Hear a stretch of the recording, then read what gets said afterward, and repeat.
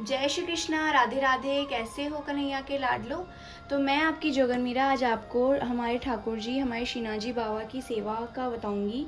और सेवा मैं पुष्टि मार्ग के हिसाब से नहीं बताऊंगी, मैं उनके लिए भी बता रही हूँ इसमें जो मर्यादा का श्रृंगार सेवा करते हैं और जो ज़्यादा नियम पालन नहीं कर पाते हैं। और ये हमारे ठाकुर जी हैं, ठाकुरानी तैयार होके बैठे हैं, विराजमान हैं।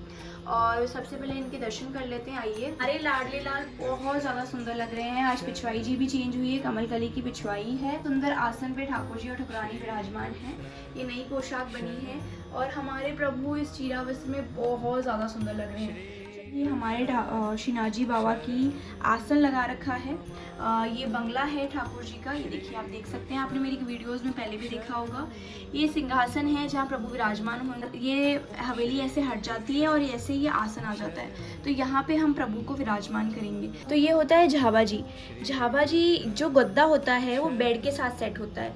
बेड और गद्दे को यहाँ से बांधा जाता है, तभी ये जो बेड है, बेड की किनोरी में छेद दिए जाते हैं। ये प्रॉपर सेवा के हिसाब से ही बेड बनाए जाते हैं। जो आप बेड हमारे यहाँ देखते हैं सागवान के, वो वही बेड की बात कर रही हूँ। तो यहाँ से ये होकर टाई होता है। ये झाबा जी क्या काम होता है, पहली बात तो आपको समझ में आई गई होगी कि जो गद्दा है जहाँ पे प्रभु शयन कर रहे हैं, प्रभु विश्राम कर रहे हैं, वहाँ पर ये गद्दा खिसकेगा नहीं प्रभु के खिसकने में। जैसे हमारे गद्दे कैसे खिसक जाते हैं, नहीं खिसकते ना। तो हाँ, तो ये गद्दे को फिक्स करने के लिए होता है। दूसरी बात, ये झाबा जी चारों पैरों पे लगाए जाते हैं बिस्तर के। और इसका मानना ये है कि प्रभु को नज़र नहीं लगती है। हालांकि वो तो हमारे स्वामी हैं, लेकिन हमारे भाव ये रहते हैं कि हमारा छोरा, हमारा लाला शयन कर रहा है। कोई राक्षस, जैसे मैया बचा के रखती थी हमारे लाला को कि कोई राक्षस नहीं आ जाए, कोई उनको चुरा ना ले हमसे, इसलिए ये उस भाव से धराए जाते हैं, उस भाव से बांधे जाते हैं। कभी कभी आपने श्री विग्रह के हाथों में भी देखा होगा कि प्रभु को नजर नहीं लगे और प्रभु को बुरी चीज़ों से बचा के रखें, तो इसको बोलते हैं झाबा जी। चलिए, जी ज़रूर लगाना है, क्योंकि मेरा मानना ये है कि हर श्रृंगार जो प्रभु को धरा रहे हैं वो मतलब बहुत ज़्यादा इम्पॉर्टेंट है। वो आप अलकावली जी कह लीजिए, झारी जी कह लीजिए, ये सब प्रभु के सेवा में हैं और सब अपना अपना योगदान दे रहे हैं। मेरा मानना तो यही है। तो प्रभु के हर श्रृंगार सेवा को जी के से संबोधित करिए, जू से संबोधित कीजिए। तो चलिए, हम अपने लाला को उठा लेते हैं। लाला, अरे कन्हैया उठ जा मेरा कान्हा। प्यार से हमारे लाला को उठाएंगे। नॉर्मली 6 से 6:30 बजे गर्मियों में उठाना होता है प्रभु को। हालांकि मंदिरों में सेवा अलग होती है, लेकिन आपको पता है हम संसारिक हैं और हमसे सेवा इतनी आसानी से हो नहीं पाती है। चलिए, कान्हा मेरा कृष्णा, बेटा उठ जा। लाला, चलिए। तो आप अगर गिरिराज जी की सेवा करते हैं तो आपको आइडिया होगा, नहीं है तो मैं आपको बता देती हूँ। हमारे जो गिरिराज जी भगवान हैं, हम वहीं के हैं, ब्रजवासी। और गिरिराज जी तो हमारे मतलब रग रग में बसे हुए हैं और ये प्रभु कृपा है। गिरिराज जी 7.5-8 साल के हैं, यानी उनकी उम्र बहुत छोटी है। अगर आपको लगता है कि बहुत बड़े हैं, तो नहीं, ये बहुत छोटे हैं। हमारे 7 साल का लाला है। चलिए, तो हमारे बेटे को उठाते हैं। और हम जो लड्डू गोपाल जी की सेवा करते हैं वो बाल स्वरूप मान के करते हैं।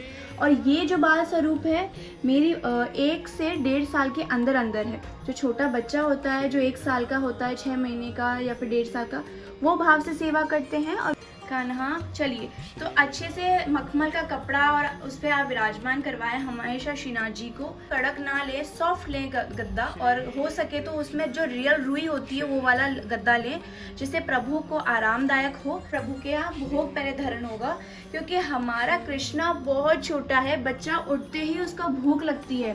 प्रभु को पहले पुष्पों का आसन दीजिए या फिर कोई कपड़ा बिछाइए। जैसा कि मैंने कहा है, हमेशा प्रभु जिस पर विराजमान होते हैं वो गादी जी ले लीजिए, आसन ले लीजिए, कोई भी सिंहासन ले लीजिए, उसको खाली ना छोड़ें।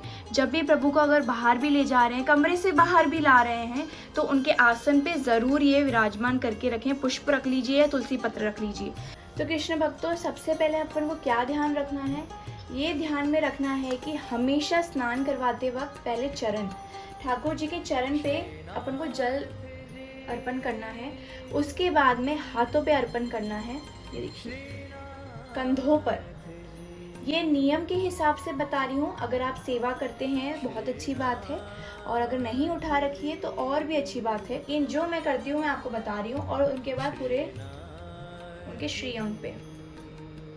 और अगर आपको मंत्र सेवा या फिर कुछ मतलब उसके बारे में जानकारी नहीं है तो ध्यान रखें, श्री कृष्णम शरणम मम, श्री कृष्णम शरणम मम, श्री कृष्णम शरणम मम। अब साफ जल से प्रभु का स्नान करवाएंगे।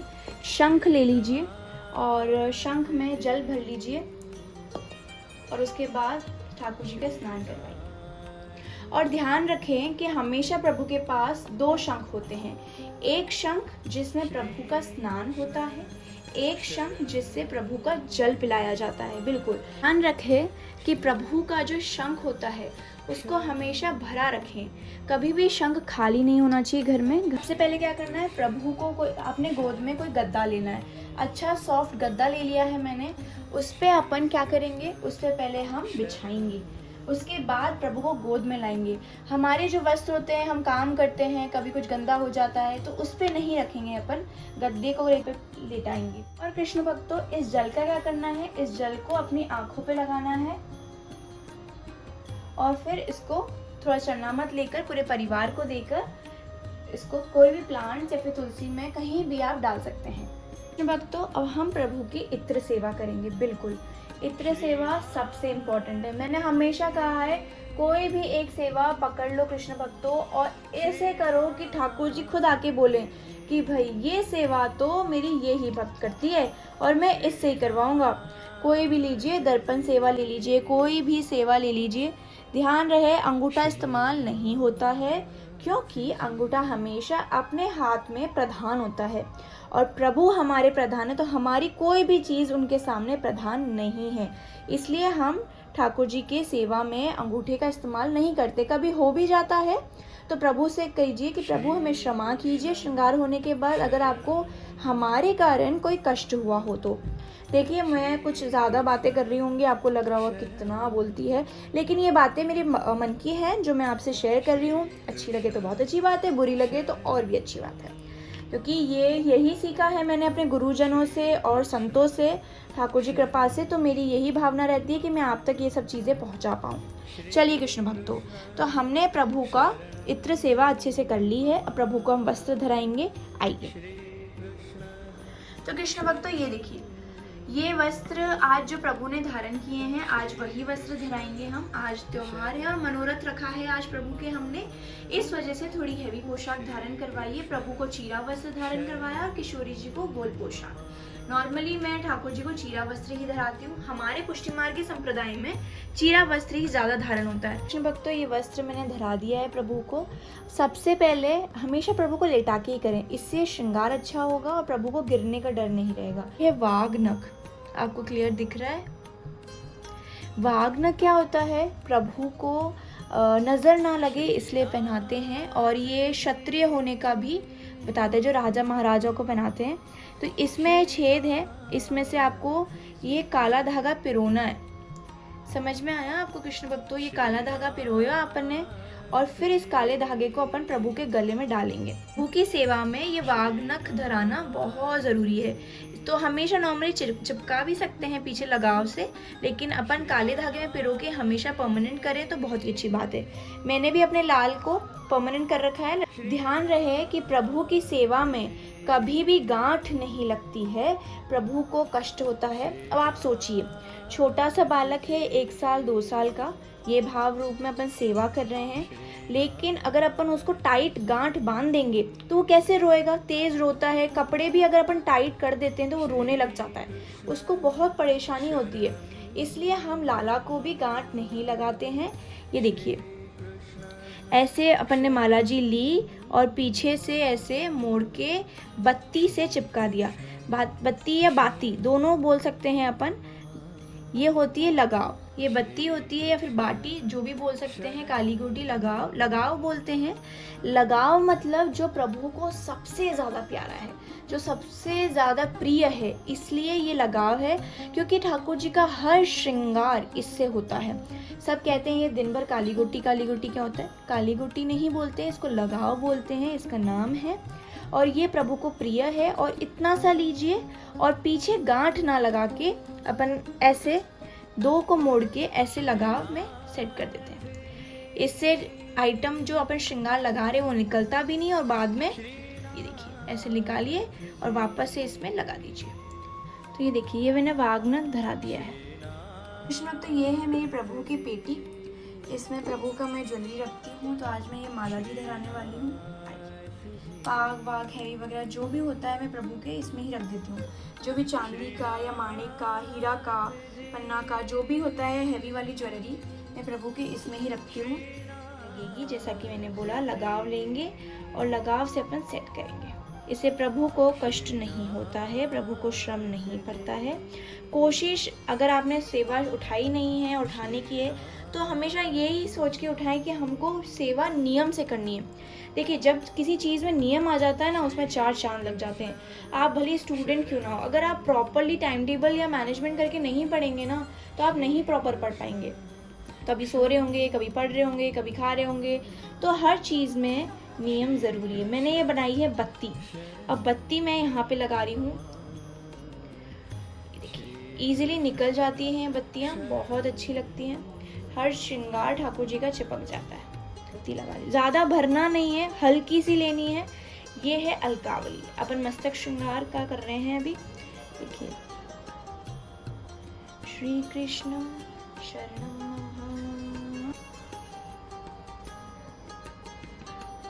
कृष्ण भक्तों ये देखो, ये हमने लगाई इधर शीश फूल। हमेशा ध्यान रखें प्रभु के पाग धरन इधर होती है और शीश फूल इधर धरन होता है। ये अलकावली है। लूम लगाते हैं अपन, लेकिन लूम ऑलरेडी इस पाग में है। तो ये आप देख सकते हैं कितने सुंदर लग रहे हैं हमारे लाडले लाल। ये देखिए बहुत ज़्यादा प्यारे लग रहे हैं।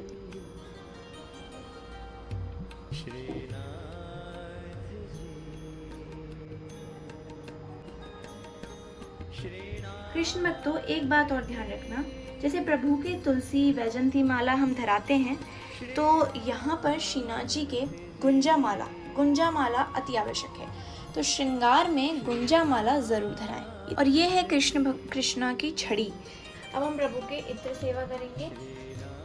हमेशा प्रभु को हमेशा इत्रदानी होती है, जैसे कि ये इत्रदानी है और उसमें रुई का फुआ रखें। लेकिन प्रभु के श्रृंगार के बाद प्रभु को थोड़ा सा सुगंधित ये सुंघाएं आप, और उसके बाद में प्रभु को शीशा दिखाएं। ये यमुना महारानी का शीशा है, ये देखिए। प्रभु को शीशा धराएं कि प्रभु कैसे लग रहे हैं, बहुत सुंदर लग रहे हैं। और प्रभु को अगर कोई चीज़ पसंद नहीं आएगी ना, तो प्रभु ज़रूर उसको कोई ना कोई इशारा कर देंगे और हम उसको फिर सेट करेंगे। बहुत आनंद आता है जब ठाकुर जी की ये शीशा या दर्पण सेवा करती हूँ मैं, तब बहुत आनंद आता है। और खुद भी देखिए कि प्रभु कैसे लग रहे हैं।